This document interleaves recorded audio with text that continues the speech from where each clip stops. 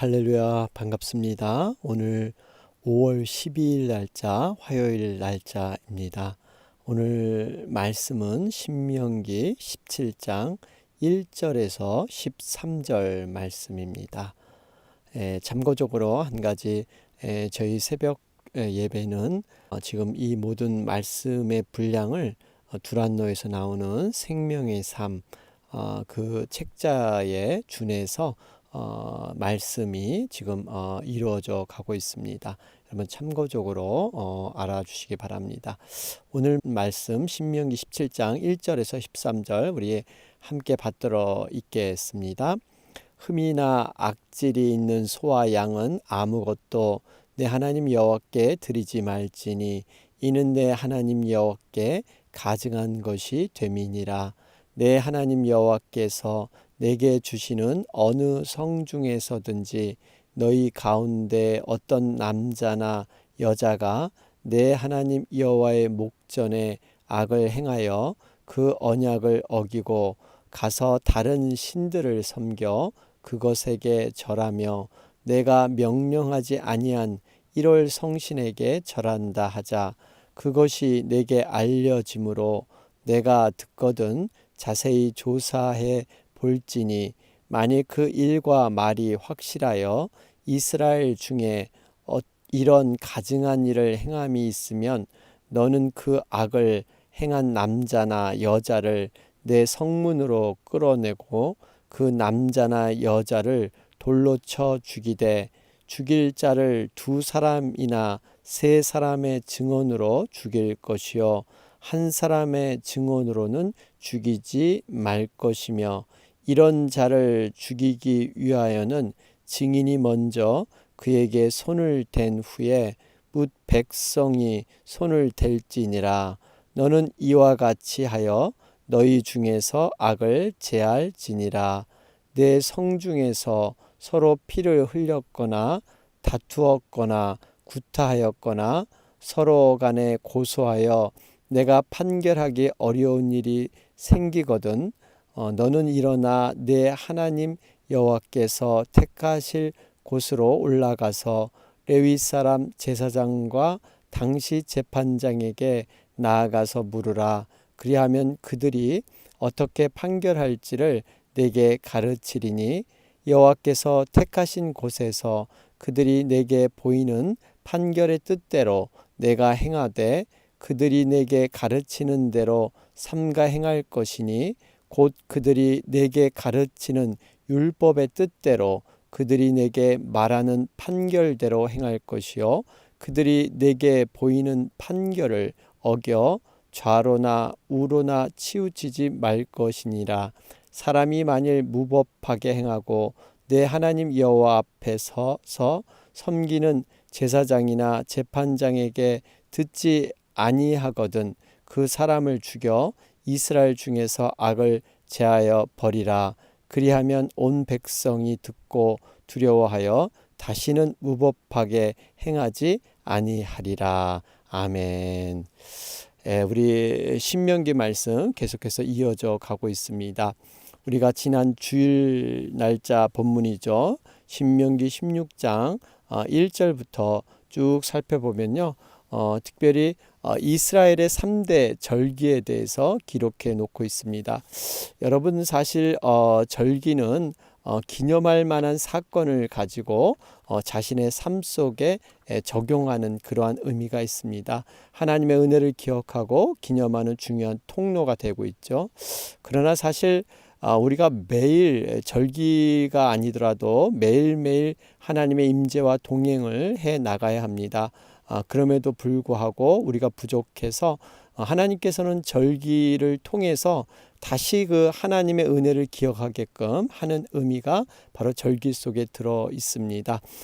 여러분 이스라엘 백성의 대표적인 3대 절기 유월절, 칠칠절, 초막절 이러한 절기가 있죠. 그래서 신명기 16장 1절에 보면 아비벌을 지켜 내 하나님 여호와께 유월절을 행하라. 여러분 이 유월절은 넘어간다, 패스오버라는 뜻이죠. 이스라엘 백성들이 하나님의 은혜로 모세의 인도를 따라서 노예 상태에서 해방된 것을 기념하는 바로 유월절이 됩니다. 특별히 이 아비벌은요, 유대 종교력으로 1월 달 매 첫 달이 되죠. 태양력으로는 3월 말에서 4월 달 해당이 됩니다. 이때는 사실 보리 추수기에 해당이 됩니다. 보리가 추수되는 그러한 시기. 그러면서 여러분, 이 아비벌은 바벨론 포로 이후에는 니산월 이렇게 바뀌어 불리게 됩니다. 참고적으로 알아두시면 좋겠습니다. 무엇보다도 이 유월절 성도들의 죄를 대신해서 돌아가신 어린 양 되시는 예수 그리스도의 보혈, 우리가 구원의 감격과 감사를 기억하는 그러한 절기입니다. 그러면서 두 번째 절기가 바로 77절이에요. 그런데 자, 6월절에서 여러분, 우리 그 6월절을 지킬 때 우리가 7일간 1월 14일 날 6월절이 시작해서 7일간 무교병, 고난의 떡이죠. 그 무교병을 먹으면서 무교절을 지키는 것, 이것이 그래서 6월절과 무교절은 함께 붙어 있습니다. 자, 그러면서 우리 16장 10절에 77절이 등장을 하죠. 일곱으로 된 일곱이란 의미가 있습니다. 여러분, 77절은 맥추절 또는 오순절이라기도 합니다. 77절은 유대 달력으로 3월에 해당되죠. 우리는 태양력으로는 5월이나 6월에 해당되는 그러한 시기입니다. 이때는 보리의 첫 열매를 바치는 기간입니다. 맥추절, 그래서 맥추절이라고 하는 것이죠. 이스라엘 백성들이 70년 예루살렘 성전이 파괴된 이후에 이 율법을 받았던 것을 기념하는 절기이기도 합니다. 신약에 있어서는요, 성령님께서 강림하셔서 교회가 세워진 시기가 바로 성령 강림절이죠. 여러분, 그래서 이 77절, 맥추절, 오순절 때 마가의 다락방에 성령이 강림하게 되죠. 여러분, 사실 이 성령이 강림하는 것은 의미가 있습니다. 이 땅에서 정말 이 보리의 첫 열매로 하나님께 올려드렸더니 하나님께서 하늘로부터 성령을 내려주신 것, 가장 좋고 선한 것, 바로 성령님을 통해서 우리에게 주신 줄로 믿습니다. 이것이 바로 이제 77절의 의미가 있습니다. 자, 그러면서 이제는 우리 마지막 초막절이 있죠. 16장 13절입니다. 너희 타작마당과 포도주 틀에 소출을 거두어 드린 후에 이래 동안 초막절을 지킬 것이다. 여러분, 이 초막절은요, 유대력으로 7월 15일에 해당이 됩니다. 태양력으로는 9월과 10월에 해당이 되는데요. 7일 동안 초막을 짓고 거주하면서 출애굽 후에 가나안 땅에 이르기까지 광야 생활에서 그들이 고생하면서 하나님의 그 이끄심, 영육간에 보호하셨던 것을 기념하며 그 은혜에 감사하는 것이 바로 이 초막절에 들어 있습니다. 우리 본문에도 보면요, 여러분, 얼마나 많은 것들을 이렇게 그들이 얻었는가. 13절에 나왔죠. 너희 타작마당과 포도주 틀에 소출을 거두어 드린 후에. 여러분, 이 초막절이라는 것은요, 그들이 풍성한 그러한 수확을 있는데도 불구하고, 쉽게 말하면 잘 먹고 잘 살 수 있는 기간임에도 불구하고 그것을 걷어차고 초막에 스스로 7일간 거하면서 하나님의 은혜를 돌이켰다는 겁니다. 여러분, 이 의미가 있습니다. 우리가 부해지고 풍성해지면 그것에 안주하기 쉬운데 그것이 아니라 오히려 초막으로 장막으로 그들은 나가서 하나님의 은혜를 붙들었던 것, 우리는 그것을 기억해야 될 줄로 믿습니다. 그러면서 이제는 16장 우리 18절부터 쭉 보면 어떤 공의로운 재판에 대해서 얘기하고 있죠. 사적인 이익을 따라서 그렇게 판단하지 마라. 특별히 19절 말씀을 보면 뇌물을 받지 말라. 뇌물은 지혜자의 눈을 어둡게 하고 의의 말을 굽게 하느니라. 절대적인 그러한 판단, 재판은 공의롭게 해야 된다 하는 말씀을 주고 있습니다. 자, 그러면서 오늘 이어지는 17장의 말씀은 거룩한 공동체를 세우는 언약 백성의 증언과 판결에 대해서 기록되고 있습니다. 우리 1절 말씀 보실까요? 1절 말씀 보시면 흠이나 악질이 있는 소와 양은 아무것도 내 하나님 여호와께 드리지 말지니 이는 내 하나님 여호와께 가증한 것이 됨이니라.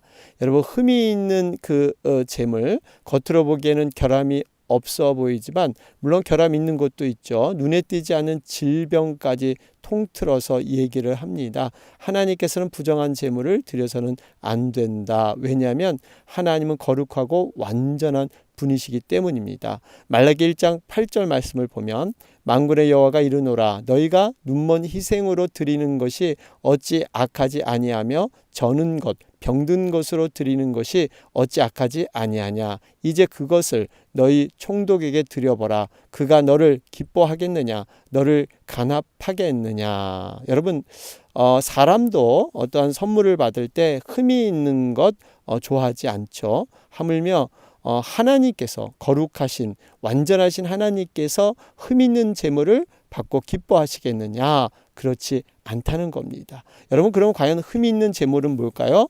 잘못된 헌신이나 봉사를 얘기합니다. 여러분, 우리가 하나님 앞에 헌금을 드려도요, 정말 열심히 일해서 드리는 그 소득을 드려야지 도박을 한다든지 어떠한 강도질을 해서 만약에 드린다면 여러분, 하나님은 좋아하지 않습니다. 뿐만 아니라 우리가 하나님께 드리는 그 자세도 굉장히 중요합니다. 우리가 드리되 자원함이 아닌 억지로 드리는 예물 하나님은 기뻐받지 않습니다. 우리가 하는 봉사, 우리가 헌신 이런 것들은요, 우리가 은혜에 감사해서 기쁨으로 여러분 드릴 때 하나님은 진정으로 귀히 여길 줄로 믿습니다. 로마서 12장 1절에도 너희 몸을 하나님이 기뻐하시는 거룩한 산 제사로 드리라. 여러분, 몸을 하나님께 기뻐하는 산 제사로 드리는 것은요, 우리의 삶, 생활 전반을 얘기하고 있습니다. 우리의 삶 전체가 하나님께 드리는 제물이 돼서 거룩한 순결한 몸으로 드려야 될 줄로 믿습니다. 자, 그러면서 2절 말씀을 보면 여기 보니까 하나님께서 너희 가운데 어떤 남자나 여자나 내 하나님 여호와의 목전에 악을 행하여, 여러분, 하나님의 목전에 악을 행하여, 여러분 이걸 보면요, 정말 하나님께서는 인간의 모든 행위들을 다 지켜보고 계신다는 거예요. 하나님의 판단을 피해갈 수가 없습니다. 불꽃 같은 눈으로 우리를 감찰하신다고 하죠. 여러분, 이 감찰한다는 것은 우리가 의를 행하면 정말 은혜고 축복인데 죄를 행하면 그것은 곧 저주고 심판이 되는 것이죠. 그래서 다른 사람이 보지 않으면 죄가 드러나지 않는다? 아닙니다. 하나님 앞에서는 감추인 것이 아무것도 없습니다. 여러분, 악은요 반드시 자신의 악의 모습을 드러내 있게 돼 있습니다. 그렇기 때문에 우리가 악인을 보고 크게 우리가 이렇게 안타까웠고 분노할 필요 없는 게, 이 악인이 숨겨져 있어서 당장은 드러내지 않지만 스스로 반드시 어느 때 자기의 악한 모습을 스스로 드러내게 돼 있어요. 누가복음 12장 2절에도 감추인 것이 드러나지 않을 것이 없고 숨은 것이 알려지지 않을 것이 없나니. 여러분, 그렇잖아요. 그렇기 때문에 우리가 굳이 억울하다, 어떠한 악인의 모습이 정말 저렇게 어떻게 포장해서 가면을 쓰고 저럴까, 우리가 답답할 필요 없습니다. 하나님께 기도하면 하나님께 그 악인은요 반드시 자기의 악한 행위를 스스로 말하게 되어 있습니다. 여러분, 이것이 바로 하나님의 섭리 안에 들어있는 것입니다. 자, 그러면서 3절에 다른 신들을 섬겨 내가 명령하지 아니한 일월 성실에게 절한다. 여러분, 우상 숭배입니다. 여러분, 우상 숭배의 형태는 상황에 따라 시대에 따라 다르죠. 여러분, 이렇게 농경 지역에서는 해와 달 비 이런 천둥번개 숭배한다면 바다에서는 뭐 용왕 뭐 이런 거, 또 1월 성실에 대한 정령 숭배, 뭐 여러 가지가 있습니다. 요즘 와서는 오죽했으면 과학까지도 여러분 우상으로 숭배하죠. 사이언톨로리라는 그러한 종교가 있죠. 이 미국의 영화배우 탐 크루즈가 이렇게 빠진 그런 종교이기도 한데, 과학을 절대시해서 이 과학을 우상화합니다. 물론 신비적인 영적인 체험도 그렇게 우상화하긴 하지만요. 이런 우상이라는 것은요, 다름이 아닌 마음의 신적인 숭배의 대상이 될 정도로 높아진 것을 의미합니다. 하나님 외에 사람의 생각이나 삶의 중심이 차지하는 것, 여러분 그것이 우상일 수가 있습니다. 우리가 돈, 명예, 권력, 심지어는 우리의 자녀들, 내 남편, 내 아내까지도 우상이 될 수가 있습니다. 이 모든 대상이 하나님보다 앞선다면 그것 자체가 우상이 될 수 있다는 거예요. 그렇기 때문에 우리가 철저히 이 우상에 대해서 경계하면서 하나님의 모든 중심으로 여러분 서야 될 줄로 믿습니다. 그러면서 이제 4절에 이제 7위에 대한 얘기가 나오죠. 이런 위에 있는 악을 행하게 되면 교회 공동체가 가만히 있는 게 아니라 이제 7위를 해야 되는데, 굉장히 그 치리는 신중하고 아주 엄하게 치리해야 된다 말씀하고 있죠. 4절에 보니까 내가 듣거든 자세히 조사해 볼지니 만일 그 일과 말이 확실하여, 그렇죠?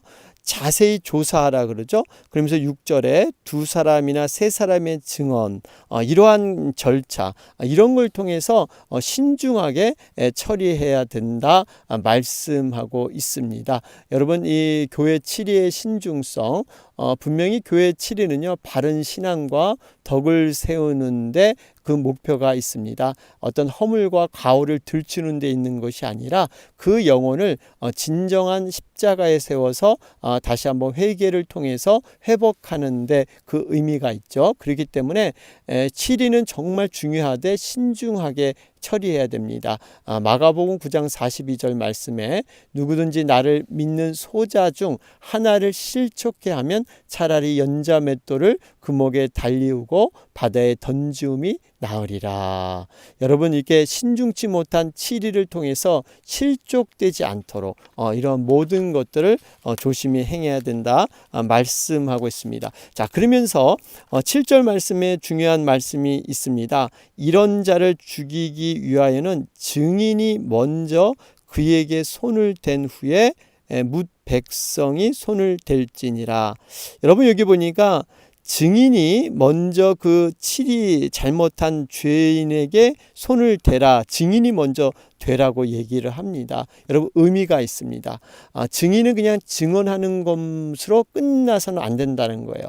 그 당사자를 향하여 어떠한 책임도 지지 않는, 자칫하면 무분별한 증언을 할 수도 있습니다. 무고한 사람이 정말 억울하게 누명을 쓸 수도 있어요. 그러나 자기의 증언에 대해서 증인이 전적인 책임을 지게 된다면 그럴 가능성이 점점 적어지는 것이죠. 그러니까 이 증인이 먼저 이렇게 손을 대라 그런 것은요, 자기가 한 말에 스스로 책임지게 하는 이러한 의미가 있습니다. 여러분, 그렇기 때문에 우리는요, 내가 한 말에 대해서 내가 한 증거에 대해서 책임질 수 있는 이러한 것까지도 감당해야 된다 하는 것을 볼 수가 있습니다. 자, 그러면서 여러분, 우리가 2절부터 7절 말씀 쭉 살펴봤지만 교회의 치리권은요 굉장히 중요합니다. 여러분, 요즘 교회가 너무 약화돼서 교회의 권위와 치리가 약화됐죠. 그래서 그저 엉덩이 두들겨주고 그저 이렇게 받아주고 사랑으로 덮어야 된다. 그렇지 않으면 그냥 그 교회 공동체를 떠나버리니까 다른 교회로 옮겨버리면 그만이다. 이렇게 생각하니까 이 치리에 대해서 굉장히 약해져 있는데요. 이 치리는 반드시 시행돼야 합니다. 왜 그렇습니까? 교회의 거룩함과 순수성을 보존하기 위해서 어떻게 보면 여기 보니까 쳐 죽여버리라 할 정도로 굉장히 단호하게 이 일을 처리하는 것을 볼 수가 있습니다. 여러분 사랑과 공의라는 측면 우리는 늘 기억해야 합니다. 개인의 실수 얼마든지 70번씩 7번이라도 용서할 수가 있습니다. 그러나 의도성이 있다든지 교회의 권위를 무시한다든지 반복적인 그러한 의도적인 실수를 통해서 교회의 하나됨을 멸하고 또 우리 영혼들을 병들고 실족하게 하는 것 이러한 일이 있으면 단호히 교회는 치리를 이루어야 된다는 것을 우리는 볼 수가 있습니다. 자, 그러면서 이제 우리 그 8절 말씀부터 이제 재판에 대한 판결에 대한 얘기가 나오죠. 8절 말씀을 보니까 판결하기 어려운 지방 그런 법정에서 판결하기 어려운 것이 있으면 이것을 올려서 어떤 레위 사람 제사장이나 재판장에게 가서 물으라. 그러면 어떻게 판결할 건지 알게 될 것이다. 여러분 교회의 권위에 대한 얘기입니다. 제사장이나 재판장 여러분 교회 지도자라고 볼 수가 있는데요. 교회의 이러한 모든 판단은 이를 통해서 이루어진다는 것입니다.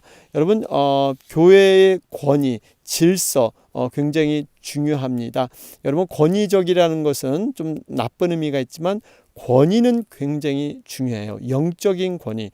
분명히 하나님은 질서의 하나님이십니다. 어지러움의 하나님이 아니세요. 교회는 각각의 맡은 본분과 직분을 통해서 질서대로 해야 될 일들이 있죠. 여러분 요즘 모든 그런 사회의 문제들 또 나아가 교회의 문제가 뭡니까? 사사기와 같은 현상들이 지금 나타나고 있죠. 자신이 스스로 왕이 되어서 각자 소견대로 보기 좋은 대로 행하는 것 여러분이기 때문에 혼란이 오고 있죠. 어떤 기준이 없어지고 있습니다. 그저 사람들의 어떤 편의, 하나님 말씀보다는 상황적인 윤리, 어떤 다수, 편리함, 인본주의적 생각들 이것이 더 앞서는 이러한 시대, 안타까운 시대가 되었습니다. 우리는 분명히 하나님의 말씀 안에서 모든 기준을 찾고 모든 그러한 권위를 하나님의 말씀 안에서 여러분 두어야 될 줄로 믿습니다. 바로 그 얘기를 바로 10절에 11절에 걸쳐서 말씀하고 있습니다. 판결을 행할 때 11절에 보니까요. 그들이 내게 가르치는 율법의 뜻대로 여러분 하나님의 말씀 하나님의 공의는요 말씀으로 이루어지기 때문에 그 말씀을 기준으로 판단해야 될 줄로 믿습니다. 그래서 여기 보니까요 우리 11절 후반절에 판결을 어겨 좌로나 우로나 치우치지 말 것이니라. 여러분 정말 공의롭게 치우치지 않는 그런 판단 여러분 재판관은 반드시 자기 감정이나 어떤 사사로운 그런 관계 이것을 내려놔야 합니다. 혈과 육을 떠나서 영적인 그러한 바른 판단 믿음의 판단 여러분 이것이 너무나 중요합니다. 모든 자리가 있듯이 여러분 판단관으로서는 바로 이러한 것을 온전히 이렇게 판단하는 것 이것이 중요하죠. 여러분 우리가 교회에서 어떠한 어려움이 있을 때 마태복음 18장에서는 우리 예수님께서 우리에게 가르쳐준 교훈이 있습니다. 내 형제가 죄를 범하거든 가서 너와 그 사람과 상대하여 권고하라. 만일 들으면 내가 내 형제를 얻을 것이요 만일 듣지 않거든 한두 사람을 데리고 가서 두세 증인의 입으로 말마다 증참게 하라. 만일 그들의 말도 듣지 않거든 교회의 말하고 교회의 말도 듣지 않거든 이방인과 세리와 같이 여기라. 그렇죠? 여러분 우리가 정말 교회에 있어서 이러한 부정의 누룩들 이러한 잘못들이 있으면 어떻게 그것을 처리해 나갈 것인가, 이렇게 순차적인 세 번의 그러한 방법에 의해서 처리하게 됩니다. 개인적으로 권고하고 그것을 듣지 않으면 두세 사람이 증인으로 참여해서 권고하고, 그것도 듣지 않으면 교회가 이제는 개입을 해서 이제는 그것을 듣지 않게 되면 이방인과 세리와 같이, 쉽게 말하면 출교가 되는 것이죠. 이러한 절차를 통해서 교회의 순수성과 교회의 거룩성을 보존하게 됩니다. 자, 오늘 말씀 정리하면 거룩한 공동체를 세우는 언약 백성의 증언과 판결, 우리는 교회 공동체를 어떻게 세워나갈 것인가 하는 것들 다시 한번 돌아보게 됩니다. 오늘 화요일 날짜입니다. 미국과 한국, 우리 나라와 민족을 위해서 우리 간절히 기도하는 날입니다. 특별히 우리가 살고 있는 미국, 또 우리 조국 한국을 위해서 우리 간절히 여러분 기도해 주시기 바랍니다. 우리 코로나 사태 조속한 해결을 위해서도 계속해서 기도드리겠습니다. 다 같이 기도합니다. 주의 은혜라, 주의 은혜라, 이 자리에 서 있는 것을